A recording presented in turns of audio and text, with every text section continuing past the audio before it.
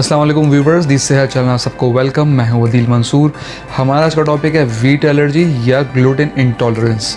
मगर मज़ीद बताने से पहले आपने हमारे चैनल को सब्सक्राइब नहीं किया है, इसे सब्सक्राइब कर लीजिए और बेल आइकन पे भी क्लिक कर दीजिए। कुछ लोगों को गंदम और ग्लूटेन की वजह से निज़ाम हाजमा की बीमारी और सेहत के मसाइल का सामना करना पड़ता है। इसकी वजह ग्लूटेन है, जो गंदम, राई और जौ में पाए जाने वाला प्रोटीन है, जिसके मनफी रद्द-ए-अमल से हमें सेहत के मसाइल का सामना करना पड़ता है। ग्लूटेन इंटॉलरेंस को आमतौर पर सीलियाक की बीमारी समझा जाता है, लेकिन ये ख्याल गलत है। ये दोनों अलग अलग बीमारी हैं। सीलियाक हमारे ग्लूटेन इंटॉलरेंस की सबसे शदीद किस्म है। सीलियाक एक ख़ुदकार बीमारी है जो किसी के निज़ाम हाजमा को तबाह कर देती है। इसकी वजह से 1% आबादी मुतासर होती है। निज़ाम हाजमा की ख़राबी, मूड की तब्दीली, जिल्द के मसाइल और सेहत के बहुत से मसाइल आम हैं। इसकी वजह से ग्लूटेन इंटॉलरेंस की कई वजूहात हैं, जिनमें सीलियाक, नॉन सीलियाक, ग्लूटेन हसासियत और गंदम की एलर्जी शामिल है। इन सब के नाम अलग हो सकते हैं, लेकिन इनकी अलामत तकरीबन एक जैसी होती हैं। इनके बारे में मालूमात लेने के लिए ज़रूरी है कि अपना ब्लड टेस्ट करवाया जाए। इससे ये पता चलेगा कि आपको सीलियाक की बीमारी है या गंदम से एलर्जी है। इसके डायग्नोसिस के बाद 99% ऐसे लोग होते हैं जिनको वीट एलर्जी यानी गंदम से एलर्जी होती है। वो अपनी बीमारी की तशख़ीस नहीं कर पाते, लेकिन कुछ अलामात ऐसी हैं जो आपकी मदद कर सकते हैं कि आपको सीलियाक की बीमारी है या गंदम की एलर्जी है। आइए बात करते हैं सीलियाक की इन अलामात की जो कॉमन है और इसके साथ हमारी सेहत के नुकसानात की।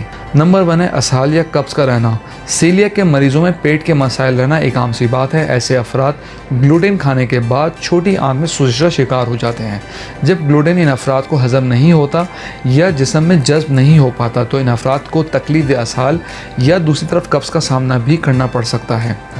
बार बार असहाल का होना बहुत से मसाइल का सबब बन सकता है, जैसे डिहाइड्रेशन का होना, इलेक्ट्रोलाइट्स का कम हो जाना, जिसकी वजह से थकावट और जिस्म का निढाल होना। नंबर 2 है थकावट का होना। सीलियाक से मुतासिर अफराद थकावट का शिकार रहते हैं। थकावट में मुब्तला अफराद दायमी दर्द, नींद की खराबी और नफ्सियाती हालात में मुब्तला रहते हैं। चूँकि इन अफराद में आयरन की कमी आम बीमारी है, इसलिए इन लोगों में एनर्जी लेवल का ज़ीरो होना और शदीद थकावट होना आम बात है। नंबर 3 है स्किन प्रॉब्लम्स। ग्लूटेन इंटॉलरेंस आपकी जिल्द को भी नुकसान पहुंचा सकती है। इससे जिल्द पर रैश, सुर्खी, एक्नी और सूजन जैसे मसाइल का सामना करना पड़ सकता है। नंबर 4 है डिप्रेशन और बेचैनी। ये हर साल 6% बच्चों को मुतासर करता है, जिसमें नाउमीदी और उदासी सबसे ज़्यादा असरअंदाज होती है। लेकिन ऐसे अफराद जिनको निज़ाम हाजमा के मसाइल का सामना करना पड़ता है, वो बिना किसी वजह के डिप्रेशन और बेचैनी का शिकार होते हैं। इन अफराद में अफसरदगी और उदासी आम हालत है। नंबर 5 है वज़न में कमी होना। वज़न में कमी का होना गैर मामूली नहीं होता, ख़ास तौर पे उस वक्त जब आप सीलियाक में मुब्तला हों। सीलियाक के मरीज़ों में वज़न में कमी एक आम मसला है। ग्लूटेन के मरीज़ तेज़ी से वज़न कम होने की शिकायत करते नज़र आते हैं। इसकी वजह ग़िज़ा का हज़म ना होना और जिस्म में न्यूट्रिएंट्स का जज़्ब ना होना है। नंबर 6 है आयरन की कमी। आयरन की कमी की सबसे बड़ी वजह नाक़िस ग़िज़ा और ग़िज़ा की कमी है। माहिरीन का कहना है कि खून में कमी सीलियाक के मरीज़ों में सबसे पहले ज़ाहिर होने वाली अलामत है। सीलियाक की बीमारी में खाना छोटी आंत में ख़राब हो जाता है और जिस्म में जज़्ब नहीं होता। माहिरीन का कहना है कि सीलियाक बीमारी में बच्चों और बड़ों दोनों में ही एनीमिया की बीमारी हो सकती है। नंबर 7 है फाइब्रोमाइल्जिया। माहिरीन का कहना है कि ये बीमारी नहीं, सिर्फ एक अलामत है। जिस्म ये सोचता है कि ग्लूटेन एक दुश्मन है, इसके लिए वो एंटीबॉडीज़ को भेजता है ताकि इसे तबाह कर सके। ये एंटीबॉडीज़ लंग और छोटी आंतों को तबाह करती हैं, जिसकी वजह से मसल्स कमज़ोर होना शुरू हो जाते हैं, जो जोड़ों में दर्द का सबब बनते हैं। नंबर 8 है टांगों और हाथों में नमनेस यानी सुनपन होना। ग्लूटेन इंटॉलरेंस की एक और अलामत में हाथों और टांगों में बेहिसी और तकलीफ़ महसूस होती है। ज़ियाबतीस के मरीज़ों और विटामिन B12 की कमी में मुब्तला अफराद में ये बीमारी हो सकती है।